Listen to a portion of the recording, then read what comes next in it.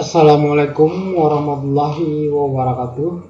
Di kesempatan ini kita bertemu pada mata kuliah statistik ekonomi di semester ganjil tahun ajaran 2019-2020. Introduction, kita perkenalan dulu. Nama Bapak Nardiman, SEMM, email daiman@gmail.com, nomor handphone 081266157175. Untuk semester ini perkuliahan kita secara daring, dan kita nanti akan bikin grup WA untuk menjalin interaksi satu sama lain.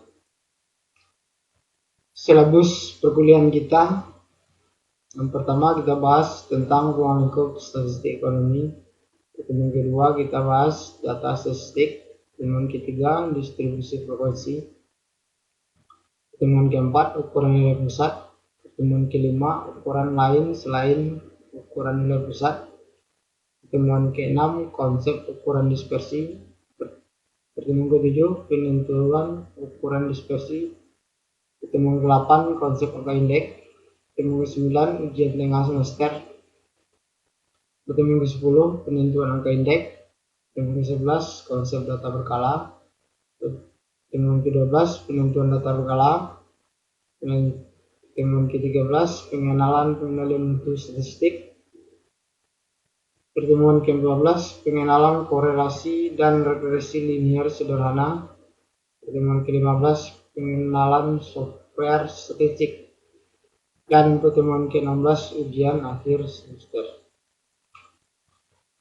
Untuk sumber buku rujukan kita ada 6. Yang pertama Abdul Hakim, Anton Lajan, Cornelius, Dwi Priyatno, Iqbal Hasan, dan Robert De Manson.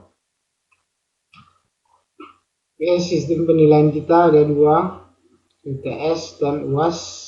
Dalam UTS dengan alokasi 30% sampai 40%.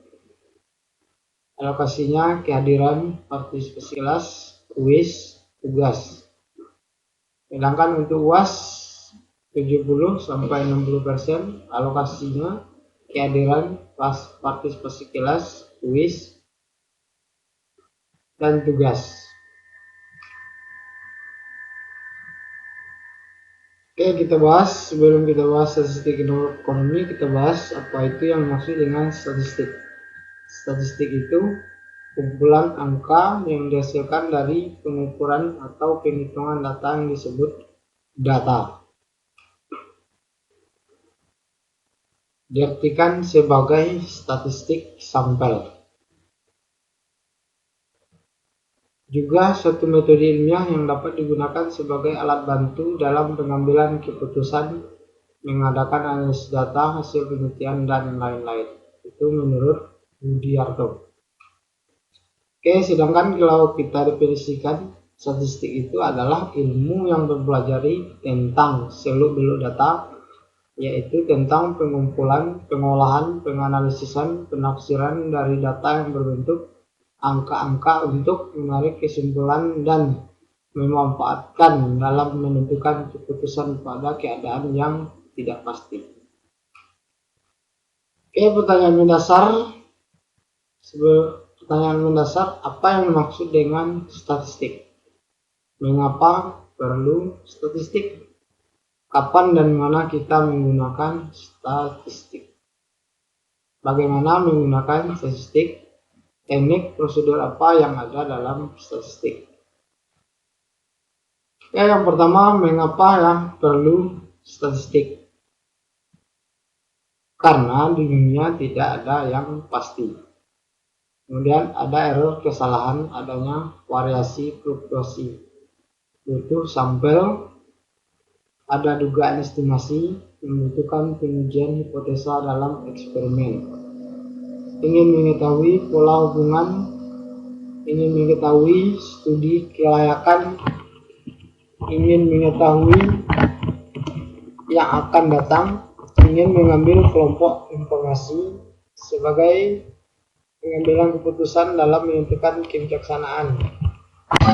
ingin mengidentifikasi pola atau bentuk tertentu, menganalisis standar kualitas produksi kompetensi.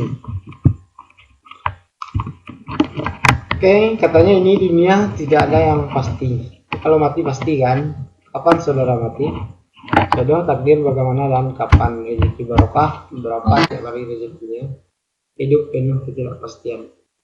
Itu kan hanya kemungkinan, itu yang dimaksud dengan probabilitas.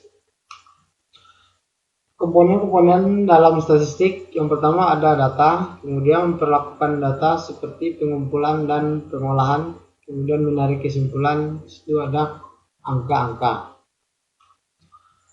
Peranan statistik dalam kehidupan sehari-hari, contoh angka-angka kenakalan remaja, tingkat biaya hidup, tingkat kecelakaan lalu lintas dalam penelitian ilmiah, kemudian dalam ilmu pengetahuan. Perlunya statistik menjelaskan hubungan antara variabel-variabel, membuat rencana dan ramalan, mengatasi berbagai perubahan, membuat keputusan yang lebih baik. Fungsi statistik yang pertama sebagai bank data, kemudian alat quality control, alat analisis, alat pemecahan masalah dan pembuatan keputusan. Contoh penggunaan statistik pada bidang akuntansi atau accounting, perusahaan akuntansi publik seringkali menggunakan prosedur pengambilan sampel, contoh yang memenuhi kaidah-kaidah statistik ketika melakukan audit terhadap kliennya. Di keuangan atau finance, perusahaan pembiayaan, penasihat keuangan menggunakan berbagai jenis informasi statistik termasuk price earning ratio dan hasil dividen untuk membantu dalam memberikan rekomendasi investasi. Di bidang marketing, pengambilan sampel masyarakat sebagai calon konsumen untuk diminta pendapat tentang produk yang akan diluncurkan oleh suatu perusahaan seringkali menggunakan kaidah statistik. Di bidang ekonomi, para ahli ekonomi menggunakan prosedur statistik dalam melakukan peramalan tentang kondisi perekonomian pada masa yang akan datang. Tujuan statistik untuk menjawab permasalahan dan membuktikan sesuatu yang belum terbukti kebenarannya. Kemudian meringkas data sehingga data tersebut menghasilkan informasi yang mudah dimengerti. Ini peranan statistik hampir di setiap bidang. Pertanian perlunya statistik, industri juga ada statistik, psikologi juga ada statistik, apalagi di manajemen sangat perlu statistik, di ekonomi juga perlu statistik, di kesehatan juga ada statistik.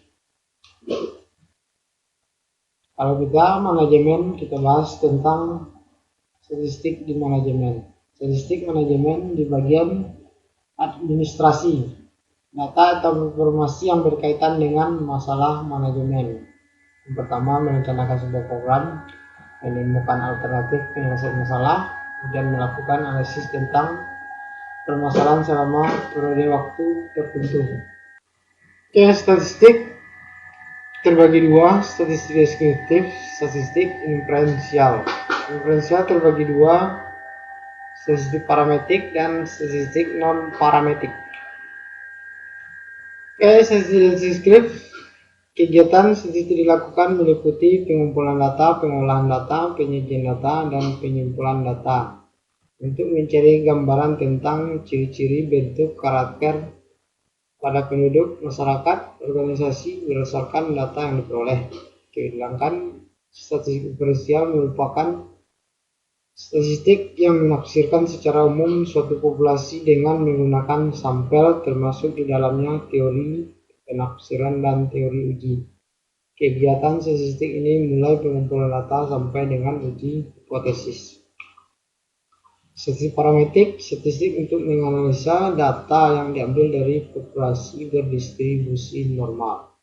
Sedangkan non-parametric statistik untuk mengisi data dari populasi yang bebas distribusi.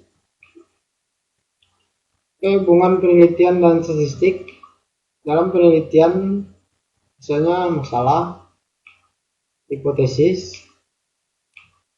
menentukan sampel, mengumpulkan sampel, menyajikan data, menganalisis data, membuat kesimpulan. Semua ini perlu statistik. Sekian dan terima kasih untuk pertemuan ini. Kita akhiri sampai di sini. Kalau ada pertanyaan silakan nanti di komen pada perkuliahan kita. Assalamualaikum warahmatullahi wabarakatuh.